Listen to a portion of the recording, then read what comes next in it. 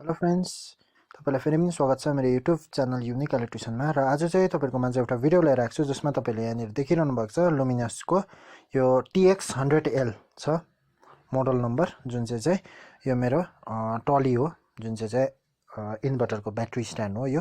र यसलाई चाहिँ आज कस्तो प्रकारले इन्स्टल गर्नु, यसलाई कसरी सेटअप गर्नुपर्ने हो स्ट्यान्डलाई तपाईँहरूलाई म गरेर देखाउने छु। र पहिलोचोटि चाहिँ यसको यहाँनिर हेर्नुहोस्, मैले निकाल्यो भने यो चाहिँ मेरो फ्रन्टको हो। यो जुन चाहिँ देख्नुहुँदैछ यो फ्रन्टमा लाग्छ, यो जुन चाहिँ लुमिनस लेखिरहेको छ फ्रन्टमा बस्छ।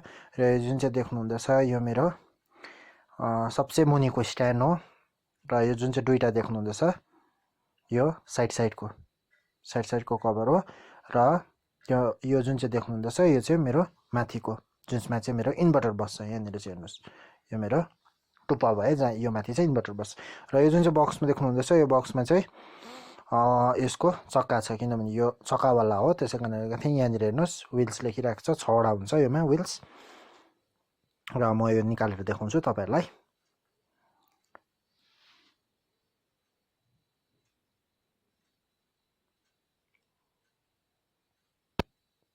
यहाँनिर हेर्नुहोस् मैले निकालिदिइसकेको छु, यहाँनिर 6वटा छ यो। र सबै ओके कन्डिसनमा आएको छ, यहाँनिर कुनै पनि ड्यामेज छैन यहाँ यो। र हेर्नुहोस् यसको इन्स्टलेसन पहिला गर्दाखेरि चाहिँ म पहिलाचोटि चाहिँ यसको बेस निकाल्ने छु। यहाँनिर हेर्नुहोस् बेस लिँदैछु। र यो बेसमा चाहिँ यसलाई मुनिबाट चाहिँ यहाँनिर हेर्नुहोस् मुनि होल देख्नुहुँदैछ, यो होलमा चाहिँ एक एकवटा तपाईँले विल लगाइदिनुहोस्। यहाँ 6वटा छ र यो 6वटामै नै यसरी नै यो विल्स लगाइदिनुहोस्। र यो चाहिँ मेरो बेस भइहाल्यो।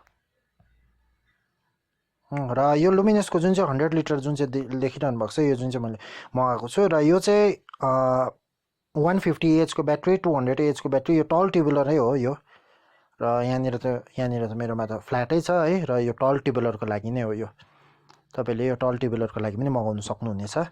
यहाँ हेर्नुहोस् माथि पनि र मुनि पनि यसको लेग हुन्छ, जुन चाहिँ होलमा हाल्नुको लागि दिइरहेको छ। यहाँनिर हेर्नुहोस् यो उल्टा भएको छ अहिले, यहाँ फेरि घुमाइदिनुहोस्। र जस्तो प्रकारले यहाँनिर माग्दैछ त्यही हिसाबले, होल जस्तो प्रकारले छ त्यही हिसाबले तपाईँले हाल्दा भइहाल्छ, यसमा केही कन्फ्युजन छैन। र हेर्नुहोस् साइडको पनि भइहाल्यो, मुनि बेस पनि भइहाल्यो।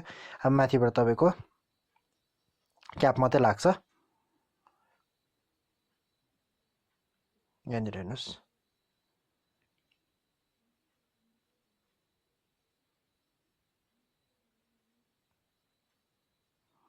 र यहाँनिर म यसको माथिको ढकना जुन चाहिँ निकाल्दैछु। र यो पनि हेर्नुहोस्, यसको पनि तपाईँले पोइन्ट हेरेर चाहिँ कतापट्टि बस्छ त्यही हिसाबले तपाईँले हालिदिनुपर्छ।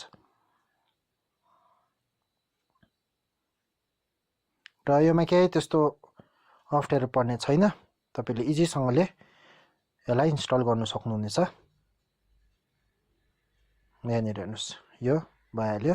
र अब फ्रन्टको कभर मात्रै छ, जुन चाहिँ मैले अघि तपाईँहरूलाई फर्स्टमा देखाएको थिएँ, जुन चाहिँ लुमिनस लेखेको छ त्यो छ।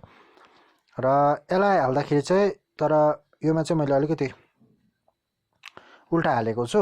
यो चाहिँ पहिला तपाईँहरूले माथिको क्याप नलगाइकन पहिला मुनि हाल्दा चाहिँ झन् इजी हुन्थ्यो, तर मैले चाहिँ डाइरेक्ट माथिको क्याप लगाइरहँदा चाहिँ अलिकति यहाँनिर पसेको छैन।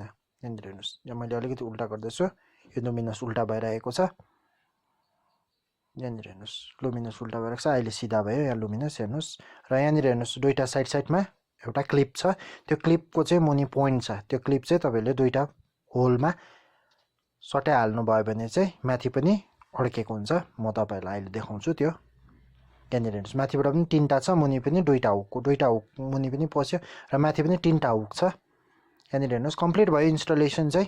यहाँनिर हेर्नुहोस् कम्प्लिट छ। र म तपाईँलाई भित्रबाट देखाउँछु। भित्रबाट चाहिँ यसको 3वटा हुक छ माथि चाहिँ, र मुनि चाहिँ 2वटा हुक छ। मुनि 2वटा हुकमा पस्छ र माथि चाहिँ 3वटा हुकमा पस्छ। यहाँनिर हेर्नुहोस् देख्नुहुँदैछ लेफ्टमा यहाँनिर एउटा हुक र राइटमा एउटा हुक त्यहाँमा पस्छ, र माथि पनि 3वटा हुक छ। यहाँनिर हेर्नुहोस् एउटा लेफ्टमा एउटा मिडलमा, हेर्नुहोस् लेफ्टमा छ, मिडलमा छ र राइट ह्यान्ड साइडमा छ। यहाँनिर हेर्नुहोस् 3वटा हुक, र यसरी यो अल्झिहाल्छ र यसरी तपाईँले इन्स्टल गर्नु सक्नुहुनेछ।